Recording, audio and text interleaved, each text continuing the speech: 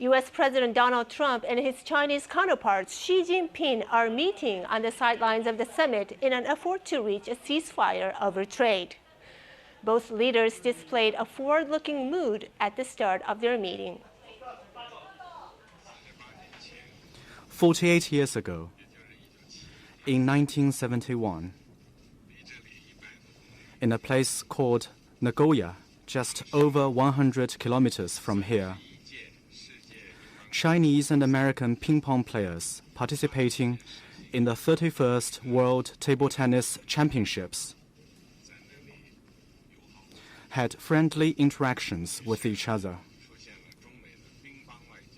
And that marked the beginning of what we now call ping pong diplomacy.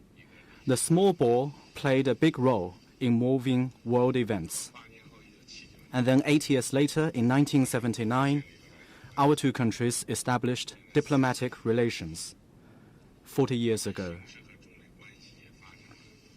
40 years on, enormous change has taken place in the international situation and China-US relations, but one basic fact remains unchanged. China and United States both benefit from cooperation and lose in a confrontation. Cooperation and dialogue are better than friction and confrontation. Recently, Mr. President, you and I have stayed in close communication through phone calls and exchange of letters.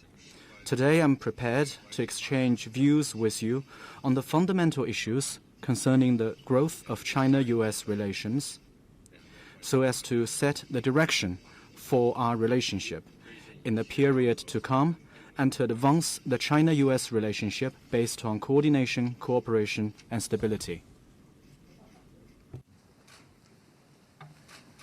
Thank you very much, Mr. President. We have had a lot of time together, and we've become friends. My trip to Beijing with my family was one of the most incredible of my life. I've seen a culture that rarely would you see. Chinese culture is an incredible culture. I look forward to working with you. As you know, we've had an excellent relationship, but we want to do something that will even it up with respect to trade. I think it's something that's actually very easy to do.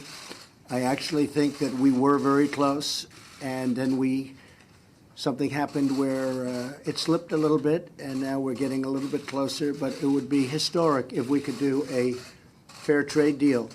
We're totally open to it, and I know you're totally open to it. I know all of your representatives. I've been working very hard with my representatives and the representatives of the United States, and I will say that I think this can be a very productive meeting, and I think we can go on to do something that truly will be monumental and great for both countries, and that's what I look forward to doing. And thank you very much for hosting us. We appreciate it. Thank you. Thank you. The trade war between the world's two largest economies has overshadowed the summit, with leaders expressing concern over the impact on the global economy. The U.S. has imposed restrictions on Chinese high-tech companies, including telecom giant Huawei. Beijing and Washington have also imposed tariffs on each other's products. Before heading for Japan, Trump threatened to extend tariffs to all Chinese imports if no agreement is reached.